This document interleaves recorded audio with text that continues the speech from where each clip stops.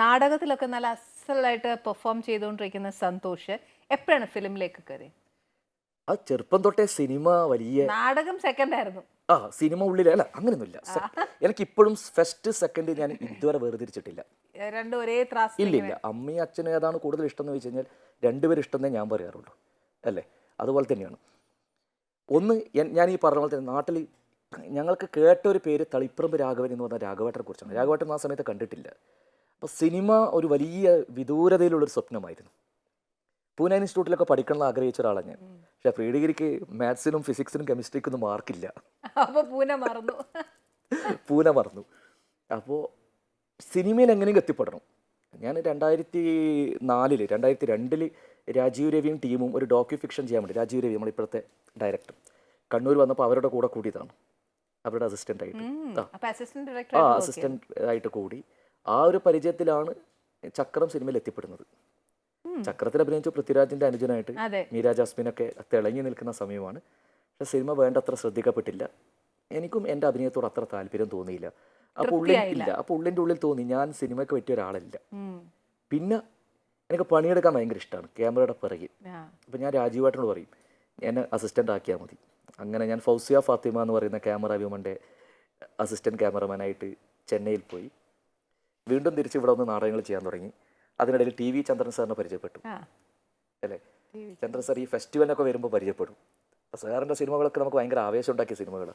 പിന്നെ സാറിൻ്റെ കൂടെ കൂടി ഒരു 3-4 സിനിമകൾ 4-5 സിനിമകൾ സാറിൻ്റെ കൂടെ വർക്ക് ചെയ്തു. പിന്നെ വലിയൊരു ആഗ്രഹമായിരുന്നു കമൽ സാറിൻ്റെ കൂടെ. അതിൻ്റെ ഇടയിലും മാറി മാറി വരുന്നുണ്ട്. അപ്പം ഞാൻ ഈ പറഞ്ഞ പോലെ അതുവരെ ഈ സഞ്ചിയും തൂക്കി പോകുന്ന ഞാൻ നാട്ടിൽ നിന്ന് ഇതെന്താണ്, എന്ത് നാടകക്കാരൻ, നാടകങ്ങൾ ചെന്തം കിട്ടുമെന്നൊക്കെ അമ്മേനെ ഇങ്ങനെ വേദനിപ്പിച്ചുകൊണ്ടിരിക്കുന്ന 2006 ഏറ്റവും മികച്ച നാടക നടൻ്റെ സ്റ്റേറ്റ് അവാർഡ് ഞാൻ എൻ്റെ കീഴാറ്റൂരിലേക്ക് എത്തിച്ചു. അതിനുശേഷം ആൾക്കാർക്ക് ഇത് കുഴപ്പമില്ലാത്ത പണിയാണ്, കാരണം സ്റ്റേറ്റ് അവാർഡാണ്. പിന്നെ ഞാൻ ഈ പറഞ്ഞ പോലെ ചക്രം സിനിമ വന്ന സമയത്തും അത്രയധികം ആളറിഞ്ഞിട്ടില്ല. ശരിക്കും ഒത്തിരി നല്ലതായിട്ട് ഐഡന്റിഫൈ ചെയ്ത ഫിലിം ലാൽ ജോസ് സാറിന്റെ വിക്രമാദിത്യ 100 ദിവസം ഓടി. അതെന്താ പറയാ, നാട്ടിലൊക്കെ ഒരു ട്രെൻഡായി മാറി. ആദ്യമായിട്ട് നാട്ടുകാരൊക്കെ ഒരു ഫ്ലെക്സ് അടിച്ചു തൂക്കുന്നു. സന്തോഷല്ലേ? പിന്നെ നമ്മുടെ നാട്ടിലെ ഒരു കുട്ടി നന്നായി വരുന്ന കാണുമ്പോൾ സന്തോഷല്ലേ? ഭയങ്കര നാട്ടുകാർ സന്തോഷം അവിടെ എങ്ങനെ ആയിരുന്നു എന്നുള്ളത് ഇവരൊക്കെ കുഞ്ഞുനാളിൽ കാണുന്നത്. അതാണ് ഞാൻ നേരത്തെ മാഡം ചോദിച്ചത് തന്നെ. നാടകങ്ങൾ കാണാൻ ഇപ്പോൾ എനിക്ക് സ്റ്റേറ്റ് അവാർഡ് കിട്ടിയ നാടകം കോട്ടയത്ത് തമ്പുരാൻ എൻ്റെ നാട്ടുകാർ കണ്ടിട്ടില്ല, കാരണം കാണാൻ പറ്റിയിട്ടില്ല, ഇത് സംഘടിപ്പിച്ചിട്ടില്ല ആരും. അപ്പോൾ ഞാൻ ചെയ്യുന്ന പല നാടകങ്ങളും നാട്ടുകാർക്ക് കാണാൻ പറ്റിയിട്ടില്ല, കാരണം അവതരിപ്പിക്കുന്നതൊക്കെ പുറത്താണ്, നമ്മുടെ നാട്ടിൽ അല്ലേ? അപ്പോൾ സിനിമ അത്രയും വലിയ ജനകീയ മാധ്യമമാണ്, നമ്മുടെ എല്ലാവരുടെ മുന്നിലുമുണ്ട് സിനിമ. അപ്പോൾ സിനിമയിലേക്ക് എത്തിപ്പെടുമ്പോഴാണ് നാട്ടുകാർ, പ്രായമുള്ളവരും കുട്ടികളും എല്ലാവരും അത് പോയി കാണുന്നു. പിന്നെ ആ സിനിമ 100 ദിവസം ഓടുന്നു. ദുൽഖർ സൽമാന്റെ അച്ഛനായിട്ട് ആണെന്നുള്ളൊരു ഇത് വരുന്നു. ശരിക്കും ലെജൻസിന്റെ കൂടെയും വർക്ക് ചെയ്തിട്ടുണ്ട്, നമ്മുടെ ലാൽ സാറിന്റെ കൂടെ ഒക്കെ വർക്ക് ചെയ്തിട്ടുണ്ട്. ശരിക്കും അവരുമായിട്ട് ചെയ്ത എക്സ്പീരിയൻസ് എന്തുവാ? അവരൊക്കെ യൂണിവേഴ്സിറ്റിയാണെന്ന് ഞാൻ പറയും. പിന്നെ മമ്മൂക്കിയൊക്കെ അഭിനയത്തിന്റെ യൂണിവേഴ്സിറ്റിയാണ്, അറിവിന്റെ യൂണിവേഴ്സിറ്റിയാണ്. കാരണം ലാൽ സാറിന്റെ കൂടി ഇപ്പോൾ 6 പടത്തിലധികം ചെയ്തു, അതുപോലെ മമ്മൂട്ടി സാറിന്റെ കൂടിയും ചെയ്തു. ഇവരെ രണ്ടുപേരുടെ കൂടിയും ഇപ്പോൾ ലാലേട്ടന്റെ ലൊക്കേഷൻ പോയി കഴിഞ്ഞാൽ ലാലേട്ടൻ കൂടുതലും സംസാരിക്കുക നാടകത്തെക്കുറിച്ചൊക്കെ ആയിരിക്കും, അല്ലെ? നാട്യധർമ്മിയെക്കുറിച്ചും സംസ്കൃത നാടകങ്ങളെക്കുറിച്ചൊക്കെ നമ്മൾ വാദോരാതെ നമ്മൾ അത്ഭുതപ്പെട്ടു പോകും, സ്പിരിച്വാലിറ്റിയെക്കുറിച്ച്. ഇപ്പം മമ്മൂട്ടി സാറിന്റെ സെറ്റിൽ വന്നു കഴിഞ്ഞാൽ വേറെ തരം നോളജ്. വലിയേട്ടനാണ് അല്ല, മറ്റേ സിനിമയൊക്കെ ഉണ്ടല്ലോ,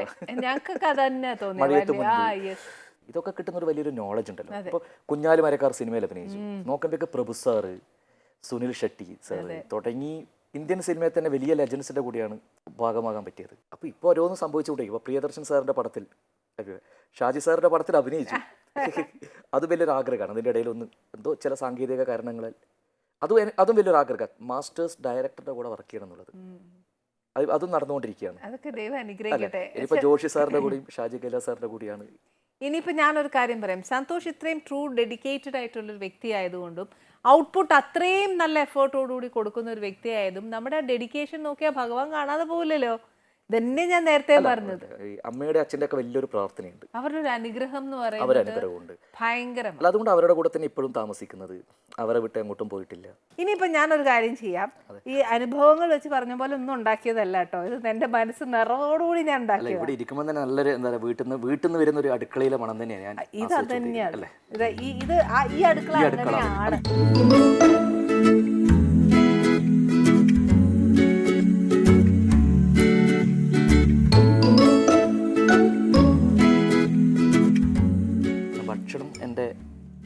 വീക്ക്നെസ് ആണ്. പ്രത്യേകിച്ച് നാടൻ ഭക്ഷണം. എല്ലാവർക്കും അത് തന്നെയാണ് ഇഷ്ടം കേട്ടോ. നമുക്ക് വെളിയിൽ നിന്നുള്ള ഭക്ഷണമൊക്കെ 1-2 ദിവസമൊക്കെ കഴിക്കാം. ഞാനിപ്പോൾ ഭയങ്കര രസം ഒരു അനുഭവം പറയുകയാണ്. ഇത് കഴിയുമ്പോൾ കഴിഞ്ഞ ഒരു 2 ആഴ്ചയായിട്ട് ദോഹയിലായിരുന്നു ഷൂട്ട്. ഖത്തറിൽ വെച്ച് നടക്കുന്ന ഒരു സിനിമ, കുട്ടികളുടെ സിനിമയാണ്. അവിടുത്തെ ആൾക്കാരെ കൂടുതലും. രാജേഷ് ഗോവിന്ദ് എന്ന് പറഞ്ഞ ഒരാൾ അതിൻ്റെ പ്രൊഡ്യൂസർ, അദ്ദേഹത്തിൻ്റെ മകനാണ് അഭിനയിക്കുന്നത്. അപ്പോൾ എല്ലാ സംവിധാനവും ഉണ്ട്. ഇപ്പം ഞാൻ മാത്രമേ പുറമേ നിന്നുള്ളൂ. അതുകൊണ്ട് തന്നെ നമുക്ക് എല്ലാ എന്താ പറയുക ഒരു 5 സ്റ്റാർ ഫെസിലിറ്റിയാണ് തന്നിരിക്കുന്നത്. അദ്ദേഹത്തിൻ്റെ വില്ലയിൽ വെച്ച് ഒരു ദിവസം ഷൂട്ട് കിടക്കുകയാണ്. ഞാൻ വെളിയിൽ നോക്കുമ്പോൾ നല്ല പച്ചക്കറി തോട്ടം, അവിടെ വഴുതുനങ്ങ, വെണ്ടയ്ക്ക, പാവയ്ക്ക എല്ലാം ഉണ്ട്. അപ്പം ഞാൻ ചോദിച്ചു ഇതെന്ന് വന്നിട്ട് എനിക്കൊന്നും ഒരു കറി വെച്ച് തരുമോ? ബട്ട് അവിടെ നിന്ന് ഉടൻ തന്നെ അവർ അവിടെ നിന്ന് ഇത് നമ്മുടെ വെള്ളരിക്ക പറിച്ചു, പിന്നെ ഈ മത്തനില്ലേ, മത്തൻ്റെ ഇല എടുത്ത് അതിനെ കൊണ്ട് ഉപ്പേരി ഉണ്ടാക്കി, വെണ്ടയ്ക്ക ഉപ്പേരി. പിന്നെ ഞാൻ അവിടെ ഷൂട്ട് നടക്കുമ്പോഴൊക്കെ കറിയും ചോറും അതിനൊരു സ്വാദ് അയ്യോ അത് പ്രത്യേകിച്ച് അത് ശരിക്കും അതിന് ഭയങ്കര സ്വാദുണ്ട്. അതുകൊണ്ടാണ് സന്തോഷ് ഇന്നും അത് മറക്കാതെ നമ്മളോട് പങ്കുവെച്ചത്. പറയാൻ കാരണം ഇപ്പൊ എന്റെ കൂടെ എന്റെ മകൻ വരും. എനിക്കൊരു മകനാണ് യദുസാന്ത്, സന്തോഷ് എന്നുള്ള സാന്ത് കിട്ടിയാണ് ഷോർട്ട്. അത് ഞാനിട്ട പേര് ഫിഡൽ എന്നായിരുന്നു. പക്ഷേ ഈ പേര് രജിസ്റ്റർ ചെയ്യാൻ പോകുന്ന ദിവസം ഞാൻ വീട്ടിലില്ല. അമ്മയ്ക്ക് ഈ പേര് എങ്ങനെയും മനസ്സിലാകുന്നില്ല. അമ്മ പോയിട്ട് ഏതു കൃഷ്ണ കിട്ടും. ഞാൻ ഒന്നും കൂടി പരിഷ്കരിച്ചിട്ട് മാറ്റി സന്തോഷിന്റെ സാന്ത് നല്ല ഇട്ടിട്ട് അതെന്താണെന്ന് എനിക്കറിയാം. ഒരു മോൻ 7ാം ക്ലാസ്സിലായി. അവൻ എൻ്റെ കൂടെ പെർഫോമൻസിനൊക്കെ വരും, ഷൂട്ടിംഗ് സെറ്റിലൊക്കെ വരും. പക്ഷെ അവൻ കൂടുതൽ എല്ലാ ജോലിയും ചെയ്യും. അങ്ങനെ വേണം. ആൺകുട്ടികളാകുമ്പോൾ പ്രത്യേകിച്ച് എല്ലാം അറിഞ്ഞ് തന്നെ ഈ ലോകത്ത് വളരണം. അല്ലാതെ എല്ലാ സുഖവും കൊടുത്ത് നമ്മൾ വളർത്താൻ പാടില്ല. നമ്മളത് കൊണ്ടുപോകുന്ന പോലെയാണ്. നമ്മൾ കുറച്ചൊക്കെ അവരെ കഷ്ടപ്പാടൊക്കെ കാണിക്കണം. എന്താണ് ഷൂട്ടിംഗ് സെറ്റപ്പ്. മോൻ അഭിനയിക്കാൻ ഇഷ്ടമാണ്? മോൻ അഭിനയിക്കാൻ ഇഷ്ടം. ഞാൻ ഒന്നും എൻ്റെ അച്ഛനും അമ്മയും എന്നെ ഒന്നും തല്ലി പഠിപ്പിച്ചിട്ടില്ല, നിർബന്ധിച്ചിട്ടില്ല. നമ്മളിങ്ങനെ വെറുതെയെങ്കിലും സ്കൂൾ ആനുവൽ ഡേ ഒക്കെ ഡാൻസ് കളിക്കുക, അല്ലെ ഫാൻസി ഡ്രസ്സ് കളിക്കുന്നൊക്കെ പറഞ്ഞിട്ട് അച്ഛൻ്റെ അമ്മേൻ്റെ ഒക്കെ ആ പരിപാടിയൊന്നുമില്ല. ആ പരിസരത്ത് ഞാൻ പോകും ചെയ്യില്ല. പക്ഷേ അവൻ സ്വയം അറിഞ്ഞ് ചെയ്യാൻ തുടങ്ങിയിട്ടുണ്ട്. അതന്നെ. എനിക്ക് ചെയ്യാൻ പറ്റാത്തൊരു കാര്യമാണ് കളരിയൊക്കെ പഠിക്കുക എന്നുള്ളത്. ചെറുപ്പത്തിൽ മോനിപ്പോൾ 5-6 വർഷമായിട്ട് കളരി പഠിക്കുന്നു, അതിൻ്റെ പെർഫോമൻസിന് പോകുന്നുണ്ട്. അതൊക്കെ അവർക്ക് കൊടുക്കാൻ പറ്റിയൊരു സംഭവം ഉണ്ടല്ലോ. നല്ലത്. ഇതൊക്കെ ഒരു അച്ഛനമ്മയ്ക്കും കൊടുക്കാൻ പറ്റുന്ന ഒരു നല്ല കാര്യങ്ങളാണ്. അത് വെച്ച് മുന്നോട്ട് പോട്ടെ. പക്ഷേ എനിക്ക് സന്തോഷത്തോടെ ഒരു കാര്യം, ഒരു റിക്വസ്റ്റ് എന്താണെന്നറിയോ? സന്തോഷ് ഇപ്പോൾ സ്റ്റേറ്റ് അവാർഡൊക്കെ കിട്ടി. പക്ഷേ സന്തോഷിൻ്റെ ഔട്ട്പുട്ട് അനുസരിച്ച് ഒരു നാഷണൽ അവാർഡ് കിട്ടട്ടെ. അയ്യോ, ഞാൻ പറഞ്ഞ പോലെ 2020 കേൾക്കുന്ന ഏറ്റവും വലിയ മോട്ടിവേഷൻ വാക്കുകളാണ്. ഭക്ഷണത്തിന്റെ മുന്നിൽ പറയുന്നത് അല്ലേ? അതെ, ഞങ്ങൾ നിറവോടെ പറയാറുള്ളൂ. ഓക്കെ, അത് സന്തോഷം. അതുപോലെ ഇനിയും വരുന്ന ഫിലിമിൽ നല്ല നല്ല പെർഫോമൻസ്, നല്ല നല്ല ക്യാരക്ടർ ചെയ്ത് ഞങ്ങൾക്കൊക്കെ ഇപ്പം അറിയാം സന്തോഷിൻ്റെ ഔട്ട്പുട്ട് എന്തോരം ഉണ്ടെന്നുള്ളത്. എന്തായാലും ഈശ്വരൻ ഒരു നാഷണൽ അവാർഡ് വാങ്ങാനുള്ള ഒരു ഭാഗ്യം ദേവി അനുഗ്രഹിക്കട്ടെ. അത് കഴിഞ്ഞ് ഞങ്ങളുടെ ഇവിടെ ആനീസ് കിച്ചണിൽ വരിക. ആദ്യത്തെ വരവ് ഇവിടെ ആയിരിക്കും. Thank you very much. Anyway Santhosh, ഒരുപാട് സന്തോഷം. Thank you. എനിക്ക് 2 കാര്യത്തിലും താങ്ക് യു ആണ്. കാര്യം ഇത്ര നിറവോടുകൂടി കഴിച്ചതിൽ ഐ എം സോ ഹാപ്പി. ഇനിയും സന്തോഷിന് ഒരുപാട് നിറവ് ദേവി തരട്ടെ. എല്ലാ അനുഗ്രഹങ്ങളോടും കൂടി ഇനിയും എന്താ പറയുക നാഷണൽ അവാർഡ് കിട്ടിയിട്ട് വരിക. Thank you very much. Thank you.